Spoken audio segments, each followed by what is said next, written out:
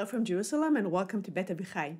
This is our last session with Professor Marc Bregman, and we will be marking it by beginning studying with medieval sources and ending with Chabad, with Sichot based on Midrashei Hanukkah. So thank you very much for joining us, and happy Hanukkah to everyone. Erev Tov mi Beit Avichai b'Yerushalayim, Ner Rishon shel Hanukkah ha'erev. In this third and final presentation on Hanukkah from ancient to modern times, we continue with a look at the holiday of Hanukkah from medieval to the modern periods. This will complete our survey of how the holiday of Hanukkah came to be and how it developed over time. Let's first recall briefly the classic story of Hanukkah as related in the Talmud. The Gemara asks, what is Hanukkah, my Hanukkah, and why do we kindle the lights of Hanukkah?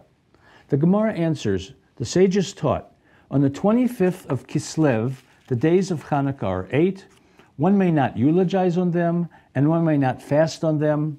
What is the reason? When the Greeks entered the sanctuary, they defiled all the oils that were in the sanctuary by touching them. And when the Hasmonean monarchy overcame them and emerged victorious over them, they searched and found only one cruse of oil that was placed with the seal of the high priest, undisturbed by the Greeks. And there was sufficient oil there to light the candelabrum, the menorah, for only one day. A miracle occurred, and they lit the candelabrum from it for 8 days. And the next year, the sages instituted those days and made them holidays with recitation of Hallel and special thanksgiving in prayer and blessings. Now, we also find this tradition reflected in the Al Hanisim prayer, which we recite on Hanukkah. I think last time we talked about, or the first time we talked about the fact that it's a little difficult to date this prayer, but it's clearly something in early post-Talmudic times. In the days of Mattityahu, the son of Yochanan the high priest, the Hasmonean and his sons, when the wicked Hellenic government rose up against your people Israel to make them forget your Torah and violate the decrees of your will. But you in your abounding mercy stood by them in the time of their distress. You waged their battles, defended their rights, and avenged the wrong done to them. You delivered the mighty into the hands of the weak, the many into the hands of the few, the pure into the hands of the impure into the hands of the pure, the wicked into the hands of the righteous, and the wanton sinners into the hands of those who occupy themselves with your Torah. You made a great and holy name for yourself in your world, and effected a great deliverance and redemption for your people Israel to this very day. Then your children entered the shrine of your house, cleansed your temple, purified your sanctuary, kindled lights in your holy courtyards, and instituted these 8 days of Hanukkah to give thanks and praise to your great name. Now, what's interesting, and this is sort of the theme that I want to run through the whole of the 3 sessions, we basically have here the Maccabees instituting a new Jewish holiday, Hanukkah, right? Not mentioned in the Bible, but mentioned in the books of Maccabees and in this rabbinic tradition or liturgical tradition. Okay, for the next roughly half of our presentation today, we're going to deal with the medieval retelling of the story of the Maccabees. Now, there's quite a number of medieval retellings of the story of the Maccabees with various titles collected together with many other minor midrashim in, most prominently, the work titled Beit Midrash, which was edited by Adolf Jelinek in Leipzig in the middle of the 19th century. We have here the title page in Hebrew, the title page in German. Now, what he was collecting wasn't just, of course, the stories about Hanukkah, but what were called minor midrashim, and there are literally hundreds. Okay, another collection a little bit later, 1915, New York, is the Otzer Midrashim edited by J.D. Einstein, the Hebrew title page, and what I really love here, the dust cover, the cover of the book, actually in blue in the original, one of my favorite dust covers of all times. I mean, it's just wonderfully suggestive. Okay, now from Midrash Hanukkah, and I want to emphasize that what we're having here is a kind of, since there's many different versions, there's a number of different versions, and even a number of different English translations, what I did here in the following slides is sort of my paraphrase of the story, and as we'll see, we have to move around and through a couple of different works, but as we go along, I'll explain. Okay, our rabbis taught that during the reign of the evil Seleucid Greeks, they decreed that any Israelite that had a lock on his door must engrave on the lock, "The Israelites have no inheritance from the God of Israel," trying to separate Israel from its place as chosen people of God and the commandments of God. Immediately the Greeks decreed that anyone who owned an ox, and the Israelites removed the locks from their homes. So in order not to fulfill this prohibition, this evil command of the Greeks, they simply took all the locks off of their doors. And then the Greeks decreed that anyone who owned an ox must write on its horns, "The Israelites have no inheritance in the God of Israel." What did the Jews do? What did the Israelites do? In response, the Israelites sold all of their oxen in order to avoid this rather terrible decree.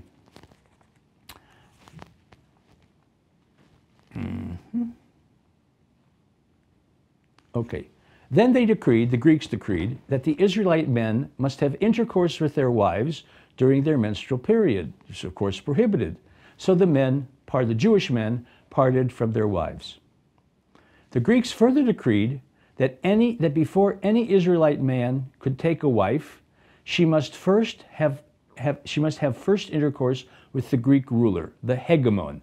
Now, this rather awful practice is known from medieval Europe as, in English, the right of the first night, or in French, droit de seigneur. Whether it was actually practiced or was more of a legend is a debate among the scholars, which we don't have to get into. I also wanted to mention here, kind of a curious little note, the word hegemon, you may kind of, even though it's Greek, you may sort of recognize it's basically the same Greek word from which we get our English term hegemony, we say, or hegemony, the rule of one people over another people, etc. So we see here how the people in the Middle Ages, Jews in the Middle Ages, were still using some Greek terms. Okay, we're carrying on with Midrash LeChanukkah.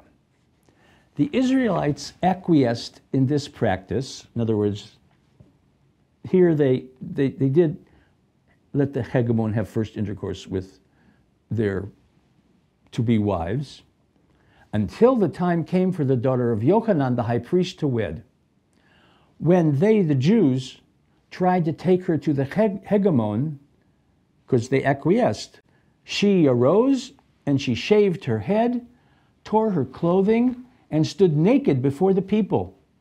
Immediately, Judah the Maccabee, and his brothers were filled with rage against her, not against the hegemon, and shouted, "Take her out and burn her for appealing naked in public, and don't let the ruler know about this." She said, "How can I be ashamed in front of my own people and not be shamed by having intercourse with this wicked and impure hegemon?" Now, when Yehuda and his companions heard this complaint, they completely changed their whole approach, and they decided to kill the hegemon. So they dressed the young woman in royal garments, as if they're going to acquiesce again to the rite of the first night, set up a wedding canopy, a chuppah, in front of the hegemon's palace. Magicians and singers sang and danced in the procession, bringing the high priest's daughter to the hegemon. When he heard the music, he said to his officers, "Look how eager these Israelites are to do my bidding." He commanded his officers to leave him unguarded. When Yehuda and his companions entered the house, they beheaded the hegemon and then killed all his officers and servants. They overpowered the Greeks and drove them from the kingdom. Then the king of the Greeks, far off, heard that the Israelites had killed his hegemon. He gathered all of his forces to besiege Jerusalem.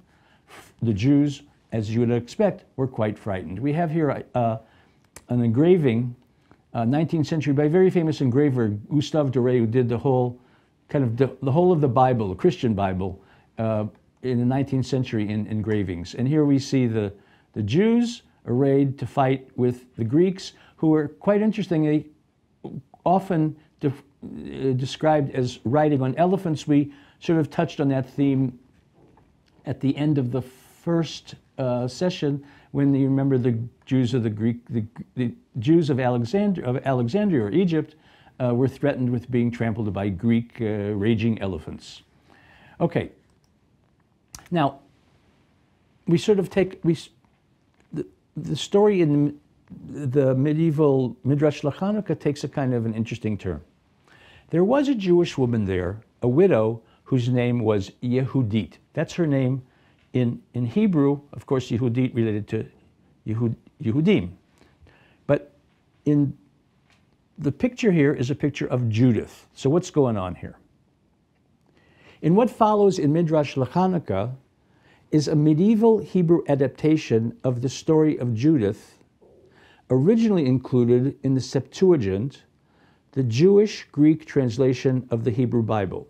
And that probably came together in roughly the 2nd century BCE.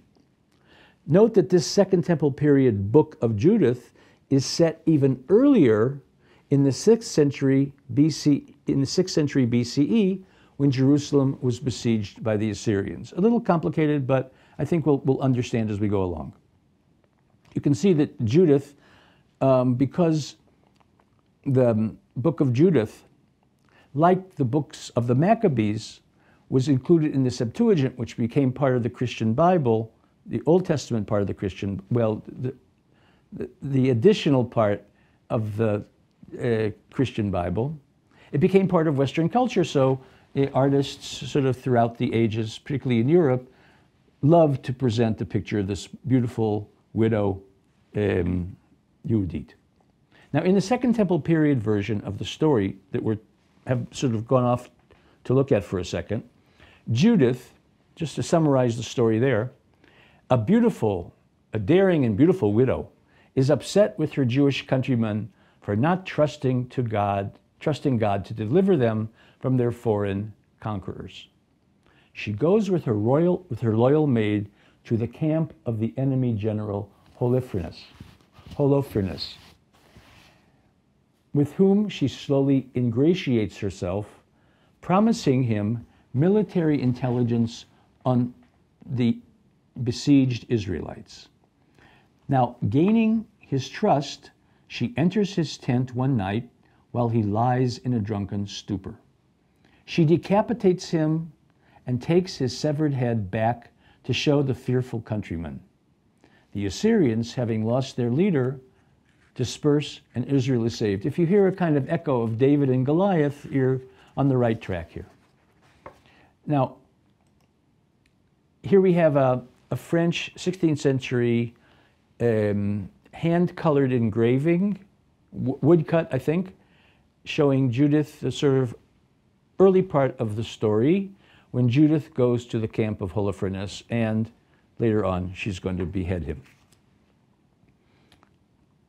Okay, now there are many pictures of Judith beheading Holofernes, rather gory pictures sometimes, and often pictures of Judith holding the head of Holofernes after she had beheaded him.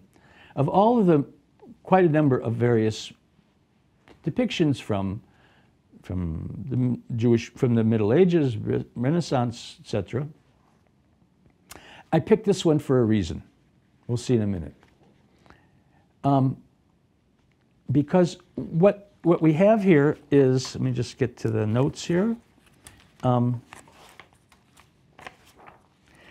the The depiction of Judith beheading Holofernes or holding his severed head was a favorite subject of many artists. Some of these depictions are much more graphic, even downright gory, and the one shown here as the one more than the one shown here. But however, the depiction has a particularly interesting backstory. The artist of this depiction, Cristofano Allori, is said to have painted this work at the end of his love affair with Maria de Giovanni, known as La Mazzafiri. Now, it has been noted by Allori's biographer and by art critics that the face of Judith, can I get to, yeah, here, the face of Judith in this painting is, in effect, a portrait of the artist's former lover, the same woman we just mentioned, La Mazzafira. The servant in the background resembles her mother. So it's kind of like the artist's mother-in-law, as it were. And the severed head of Holofernes, yes, you guessed it, is a self-portrait of the artist himself. So there's lots written about this painting if we want to go into it further. Okay, carrying on now with the Midrash LaChanukkah. Now, just take a pause here, and basically what's going on is that the medieval Midrash LaChanukkah has in effect conflated two Second Temple period works that were known in Europe because they were in the Septuagint. The Book of Maccabees, or Books of Maccabees, particularly Maccabees 1 and 2, and the Book of Judith, which we just talked about. So they get conflated in the Middle Ages, in the medieval retelling of the story of Hanukkah. So we're going to go back to calling her Yehudit because we're going back to the medieval Jewish version. Yehudit took her maidservants and went to the gates of Jerusalem. Notice that the Book of Judith doesn't take place in Jerusalem. The Assyrians are besieging another city, Betulia, but the medieval version transfers the whole scene to Jerusalem. She said, "Let me go out of the city in order that God may perform a miracle through my actions." They opened the gate and let her out. And somehow now, when the king, in the Second Temple version, Holofernes, but here just called the king, the commander of the enemy troops, when the king heard this, he was extremely joyful. She went before the king. He asked her what she wanted. She said, "My lord, I am descended from the great ones of Israel, and my brothers are prophets. I have heard them prophesy that tomorrow Jerusalem will fall into your hands." Now, of course, this is a lie, but in order to trap the king, as we will see. One of the king's wise counselors, who was able to see the future through reading the stars, said, "I see that Israel has repented, and that you will not be able to prevail over them. Go back to your own place." He wants to call off the siege. The king became extremely angry and commanded that the counselor be seized and that his hands and feet be bound so that he could be hanged from a tree outside Jerusalem. The king said, "Tomorrow, when Jerusalem falls, we will kill him." Now, the king believed that Yehudit had told him what Yehudit had told him, and he fell in love with her. He asked her, "Would you like to marry me?" She replied, "My lord king, I am not even fit for one of your servants. However, if this is what you want, I would ask that you announce throughout your encampment that anyone who sees two women, me and my maidservant, approaching the spring, that they not bother them, me and my maidservant, because I need to go there to wash myself and to immerse myself." What's in the background is Jewish woman has to immerse herself before any sexual relations with a man, even if he's not Jewish, and this, as this text seems to indicate. Immediately after this proclamation was announced, Yehudi did as she said, going to the spring with her maidservant to wash herself. There are, in fact, the pictures of Yehudi going to the spring, some of them somewhat evocative, shall we say. The king made a great feast at which everyone drank and became drunk. Afterwards, everyone went to their tents. The king fell asleep on Yehudit's bosom. We're meant to understand that they did not have any sexual relations. Now, carrying on with the story, Yehudit went, took the king's sword, and cut off his head. Then she covered his body with a sheet and took the king's head to the gates of Jerusalem. Now, here we have a depiction of the story of Yehudit, come over from the Second Temple times, in the frescoes done by Michelangelo and his team in the Sistine Chapel. Now, this is up in a niche in the ceiling, so we're standing down below and we're looking up into this particular part of the ceiling, sort of the side, the connection between the ceiling and the wall, okay? So there it's pretty small. What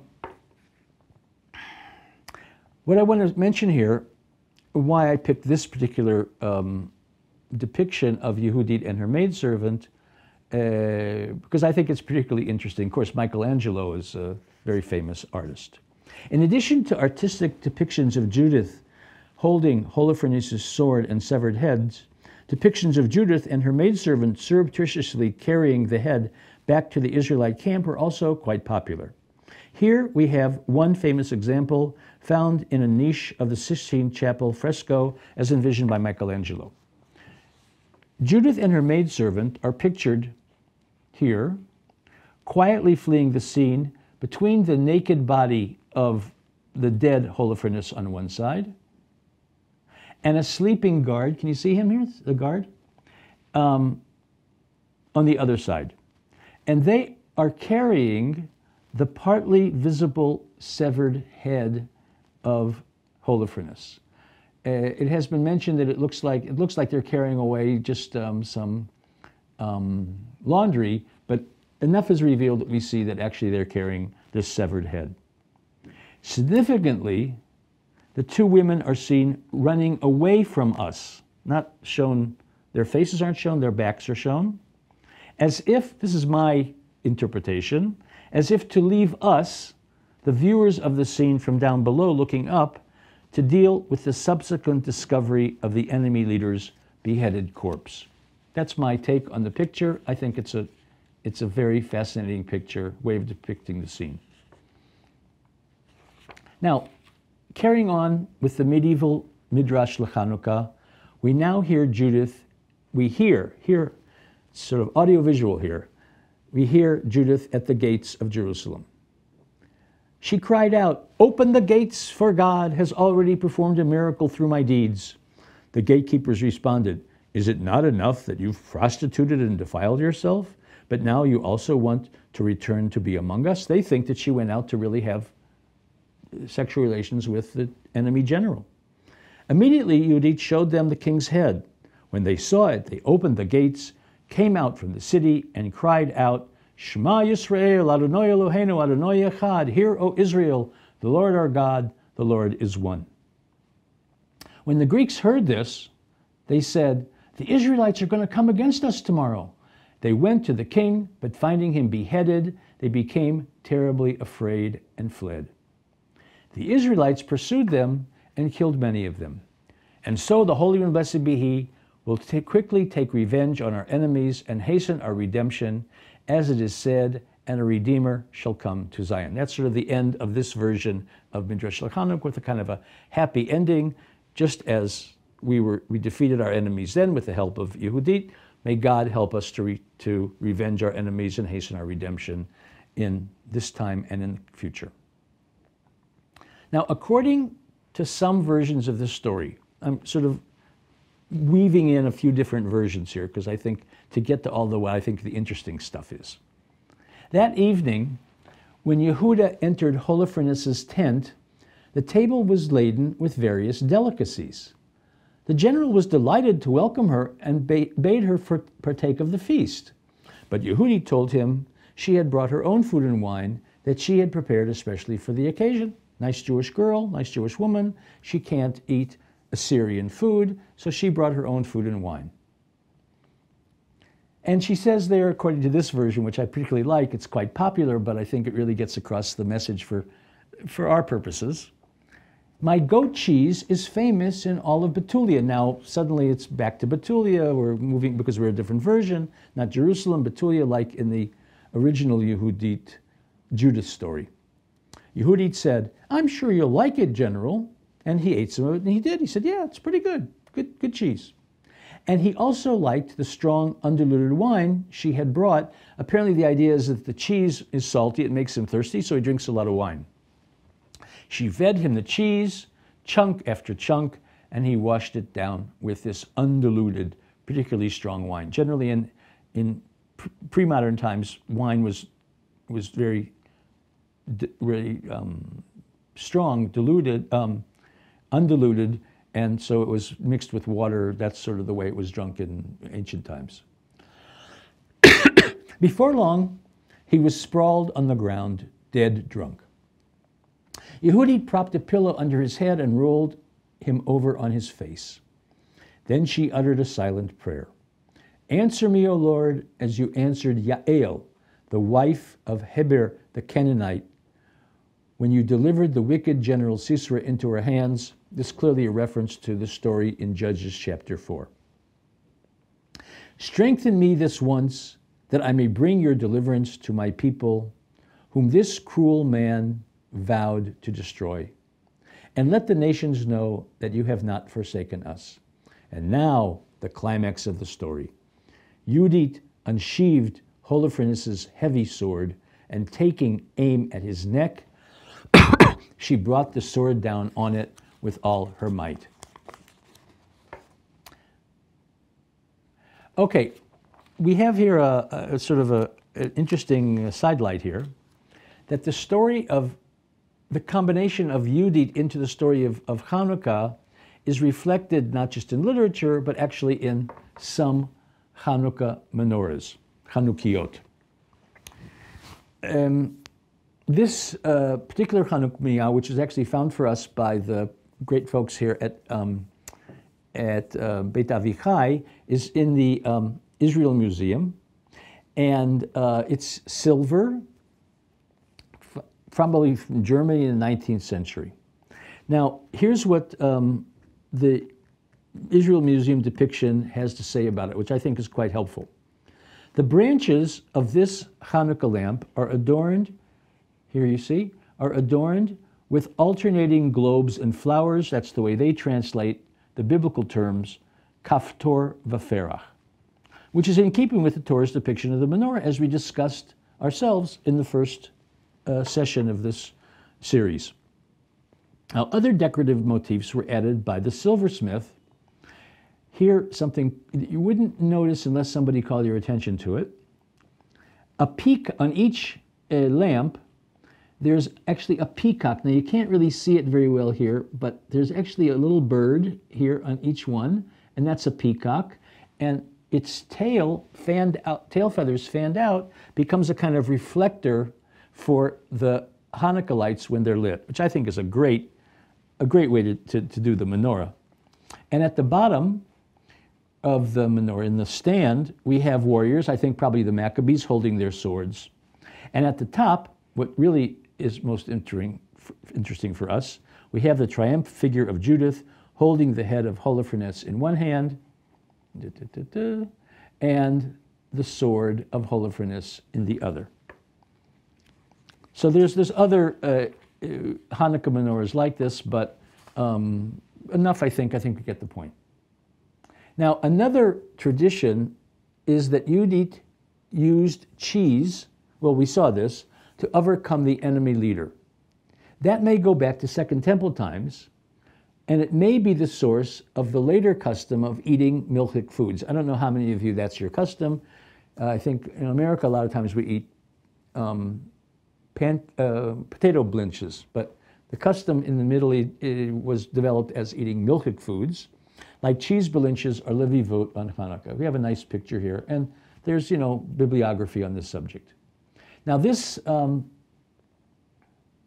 custom we have literary evidence of from at least the 16th century. It says, There are those who recommend eating cheese on Hanukkah since the miracle came about through the milk that Yehudit fed the enemy. This is found in Rabbi Moses Isserles, the Ramaz, 16th century Poland, his additions to the Shulchan Aruch of Yosef Karo in Tzfat in the 16th century. And the Mishnah Brura, which is a very important halakhic commentary on the Shulchan Aruch with the Ramah, adds here in a note, she, Yehudit, was the daughter of Yochanan the high priest. At that time, there was an evil decree that any women who got engaged was to first sleep with the royal dignitary, the hegemon. She fed him cheese to make him tired and then chopped off his head. Then they all fled. So you kind of hear the Mishnah Brura, Rabbi Yisrael Meir Kagan, Chofetz Chaim, 19th, 20th century Poland. He's kind of conflating some of the material even found in Midrash Hanukkah. Now, going back for a moment to the sugya, the discussion in the Babylonian Talmud of Hanukkah, it says there an important halachic point. A woman certainly may light. A woman can be the one to light the Hanukkah menorah, or at least be involved in the whole lighting of the Hanukkah menorah. As Rabbi Yoshua ben Levi said, women are obligated in lighting the Hanukkah light because they too were included in that miracle of being saved from the decree of persecution. Now, here it just says women in general, but we have the commentary, very important commentary of the Tosafot to the Babylonian Talmud in another place, Talmud Bavli Megillah, where they're interpreting a parallel, the phrase where they, women, are obliged or obligated in lighting the Hanukkah light because they too were involved in that miracle. That's the piska, the lemma that the commentary is going to be to. And there they quote Rashbam, Rabbi Shmuel ben Meir, who was the grandson of Rashi, as having explained that the primary miracle of Hanukkah, of these holidays, was performed by them, by women, on Purim by Esther and on Hanukkah by Yehudit. Okay, we're going to take a very big jump now from the Middle Ages to really modern times, the 20th century, not so long ago. And here, in order to, I want to get to the sort of the last part of our presentation today. I want to read a very, very interesting and very important key Chabad text called Bati Le-Gani. But first of all, I have to I want to not just read it in a kind of blank, but to explain how this really amazing text came to be. So here we have to explain the following. On the 10th of Shvat, 1950, the 6th Lubavitcher Rebbe, Rabbi Yosef Yitzchak Schneerson, also known as the Rebbe Rayatz, passed away. Subsequently, the leadership of the Chabad Lubavitch movement passed on to his son-in-law, the 7th Lubavitcher Rebbe, Rabbi Menachem Mendel Schneerson. Now, the work that we're going to look into, just part of, called Basi Le-Gani. You may remember that we had a lot about Basi Le-Gani in the last week in the previous text that we looked at. The Chabad Basi Le-Gani began with the preparation of a 4-part series of Hasidic discourses, actually referred to there in the Hebrew printed editions, a hemshech of ma'amarim, a continuation of these kind of discourses, by the 6th Lubavitcher Rebbe, Rabbi Yosef Yitzchak Schneerson, the Rebbe Rayatz. These discourses, which I'm translating the term sichot in Hebrew, but in Ashkenazi pronunciation, sichos, were based on the verse, I have come into my garden, my sister, my bride, Bati Le-Gani Achoti Kala, Song of Songs 5:1, and consequently titled in Ashkenazi pronunciation, Basi Le-Gani, Basi or Basi Le-Gani. Okay, now the first part of this work, comprising 5 chapters, was released in advance with the intention that it be studied on Yud Shvat, in 1950 in honor of the yahrzeit of the 6th Rebbe's grandmother, Rebbetzin Rivka. However, tragically, as it turned out, this was the date, Yud B'Shvat of that year, of the 6th Rebbe's own passing. He died on that date in that year. Consequently, his Basi Le-Gani came to be considered his last will and testament of the 6th Lubavitcher Rebbe, Rabbi Yosef Yitzchak Schneerson. Now, these materials were published in English even in 1990, and that's sort of what we're going to use partly. Now, just before we're going to read the text from 1950, I want to carry on to sort of fill out its sort of nachleben, its sort of its future, which continued to develop well beyond 1950. Upon assuming the mantle of leadership of the Chabad Lubavitch movement, the 7th Lubavitcher Rebbe, Rabbi Menachem Mendel Schneerson, presented his amplification of Rabbi Yosef Yitzchak Schneerson's Basi Le-Gani.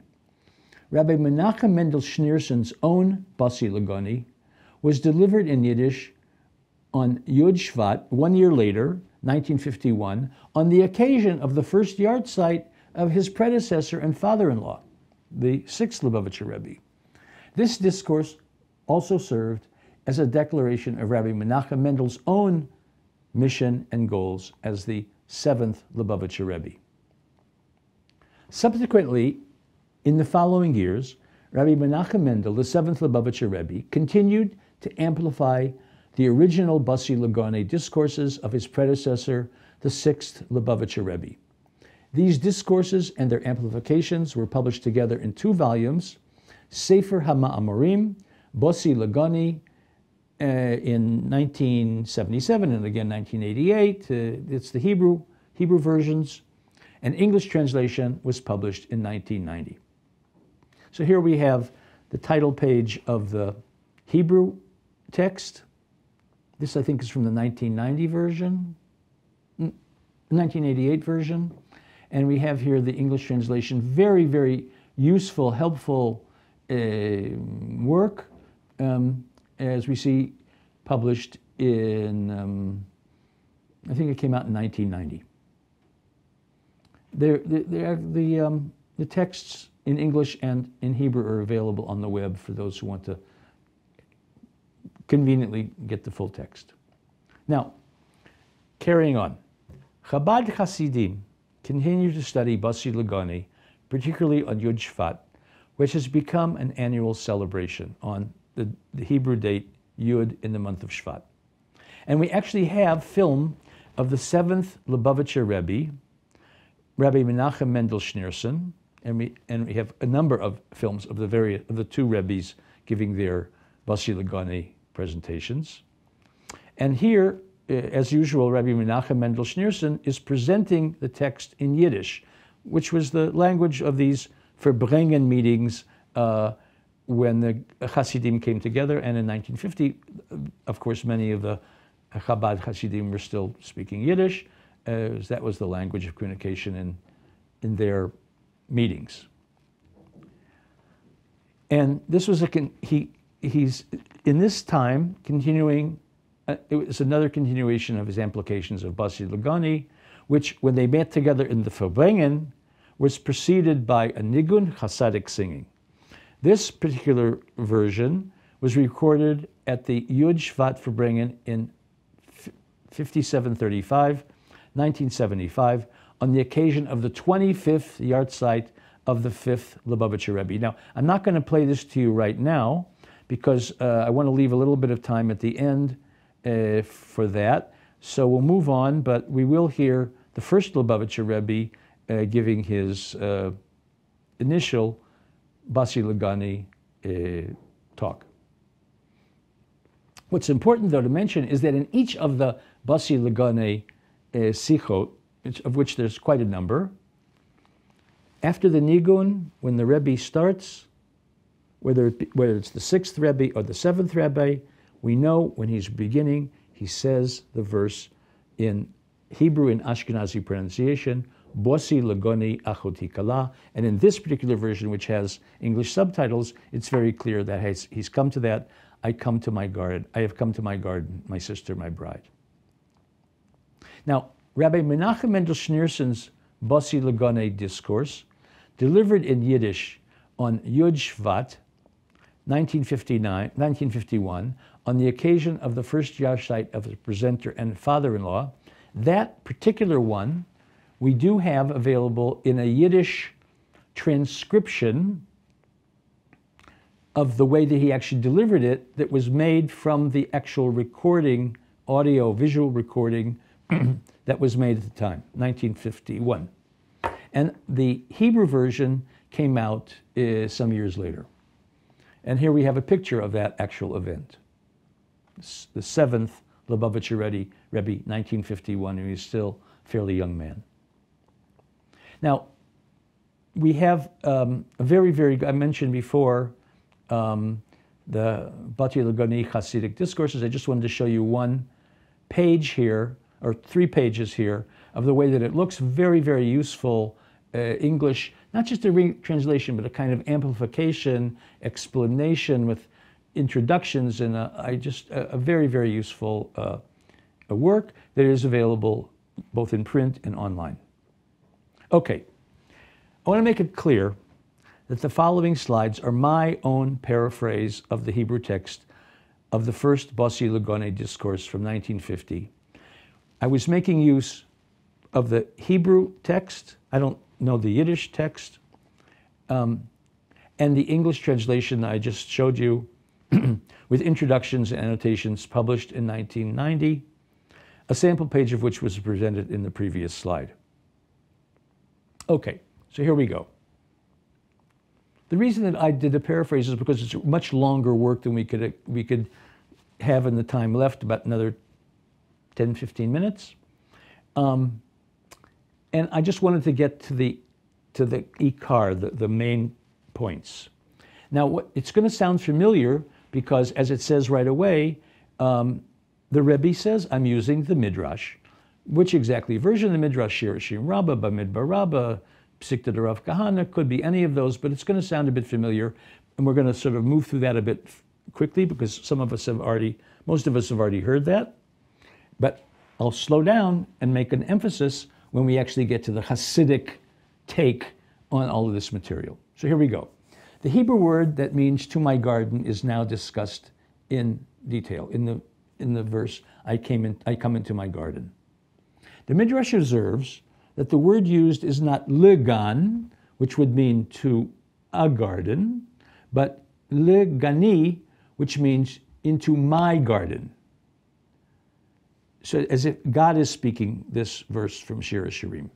This word could also be read le-ganuni, which would mean into my bridal chamber. This is probably familiar. And as now the English version adds this, I think, very helpful comment.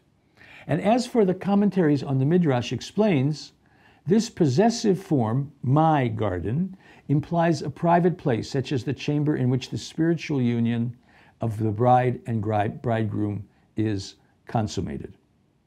The divine presence is thus saying, this is their interpretation, I have come into my bridal chamber, into a place in which my essence, the Shekhinah, was originally revealed. Remember, that was sort of a main theme that we saw in Psikta Rav Kahana last week.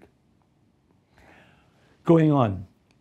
For in the beginning, the Shekhinah was essentially present below in our world here on earth. However, because the sin of the tree of knowledge, Genesis chapter 3, Adam and Eve, Garden of Eden, the Shekhinah departed from earth and arose to heaven.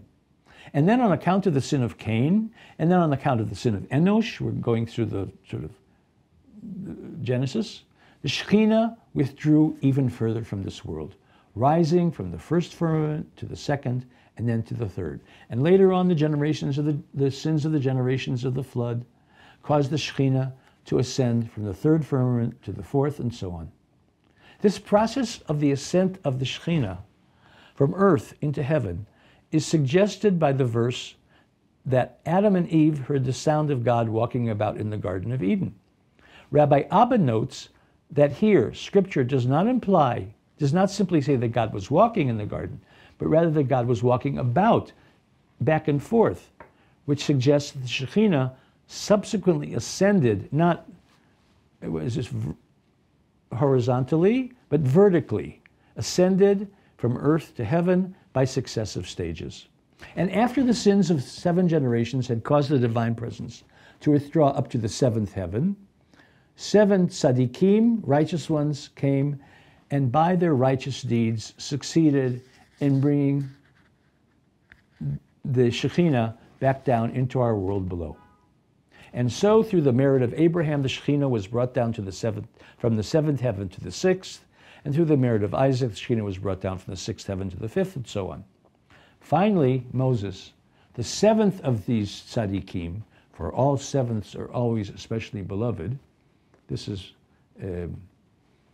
succeeded in bringing the Shekhinah back down once again into this, our world below. As suggested by the verses, and it came to pass on the day that Moses had made an end of setting up the tabernacle, that when Moses went into the tent of meeting, he heard the voice of God speaking unto him. Indeed, God was particularly revealed in the tabernacle and later in the 2 temples in Jerusalem. This is suggested by the verse, and let them make me a sanctuary that I may dwell among them.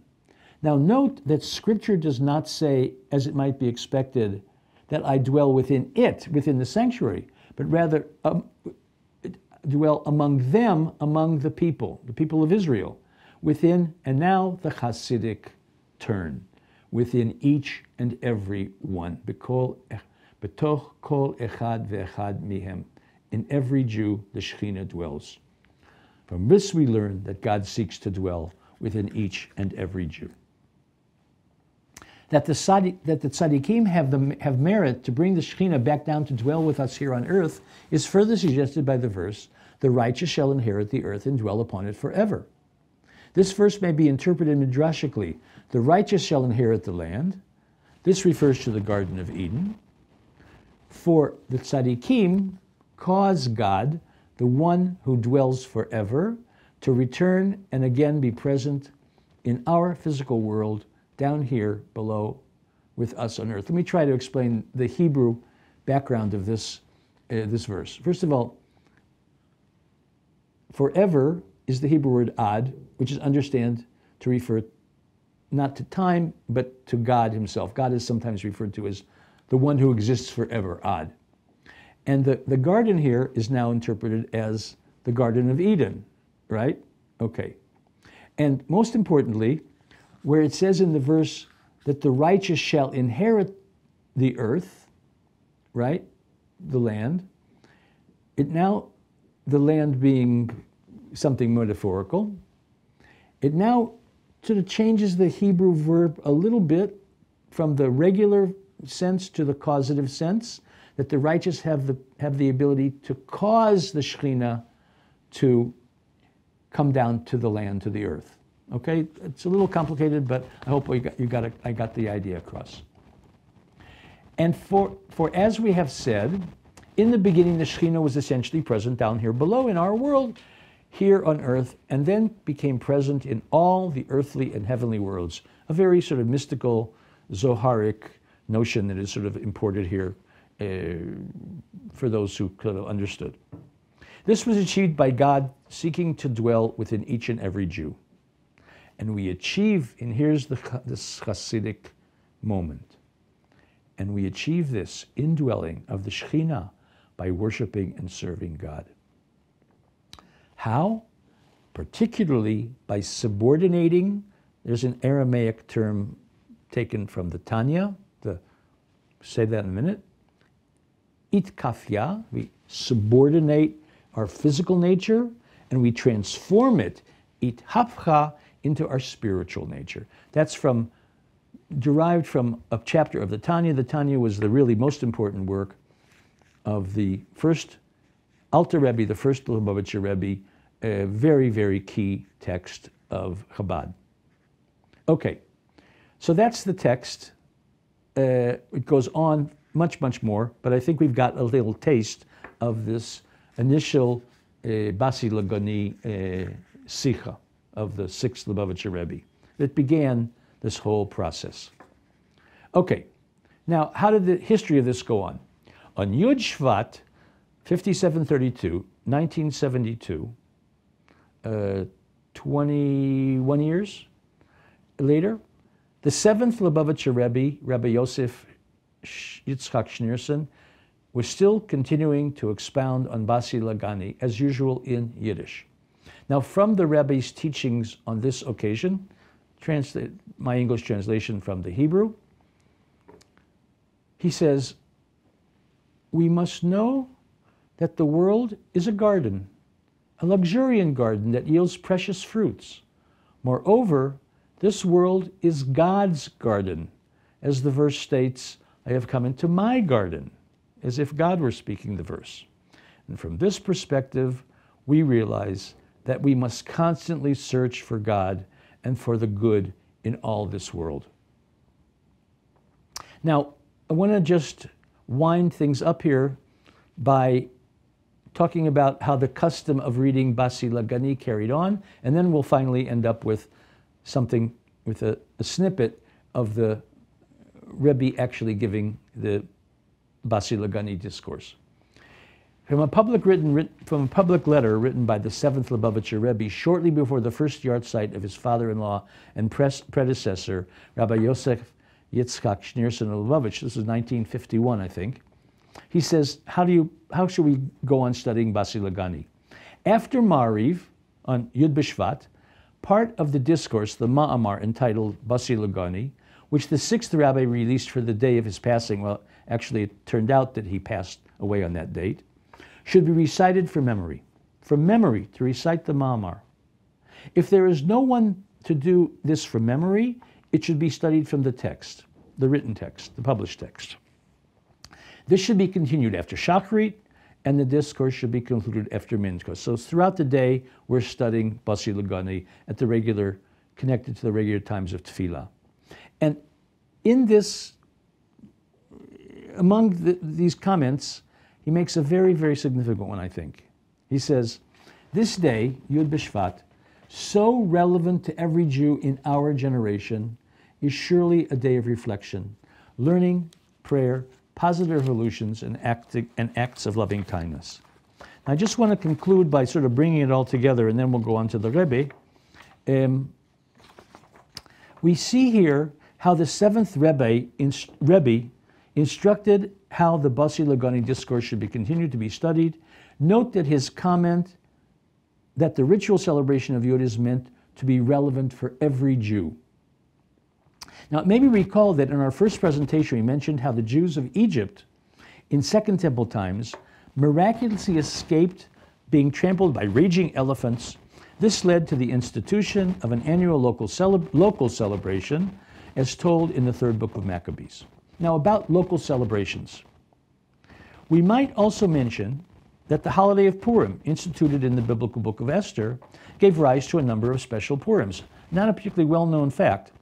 This refers to the local customs of various Jewish communities to celebrate, with relevant prayers and Purim-like rituals, the anniversary of their escape from destruction. There's lists in encyclopedias, etc. The process of creation of a new Jewish holidays continues, for example, in the celebration of Yom HaAtzmaut, Israel Independence Day, on the 5th of Iyar, commemorating the Israel Declaration of Independence in 1948. Well, I think we have some time left. I think we've kind of tried to brought it all together. I've tried to bring it all together with the idea of how Jewish holidays are created, focusing mostly on Hanukkah. And now we can, I think, go back to, this snippet of the Basi Le-Gani, first Basi Le-Gani, no, this is actually one of the later Basi Le-Gani Sichot. But what I want to show you here is when we get to a minute, we're going to start a little bit into it with the nigun, the singing, and then we're only going to have about 20 seconds worth of the recording. But the important part for me, for my purposes, is when the Rebbe actually starts to speak in Yiddish, he begins with the verse from the Bible. Basi Le-Gani achoti kala. I think you'll be able to hear that. I just want to make one more comment. You'll notice that the Rebbe here, I want you to note that the Rebbe in this Sicha is speaking in a kind of melodious chant.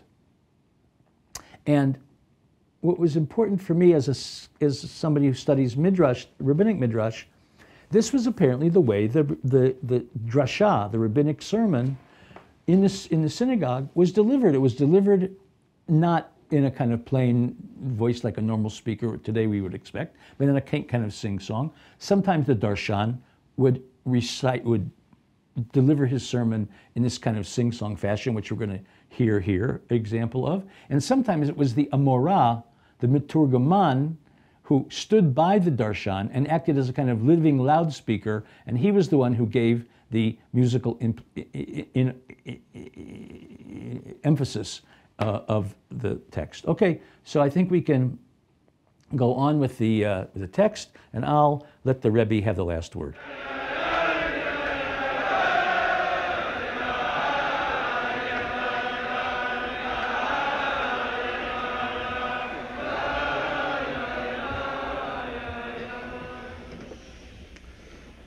Basi Le-Gani achei lo zogt as chavzeruf medish bimkei Le-Gani leinemer Le-Gani lignuni lemokim shoyo iker dirosi vasiker diro iker shchina betachtenim hoysa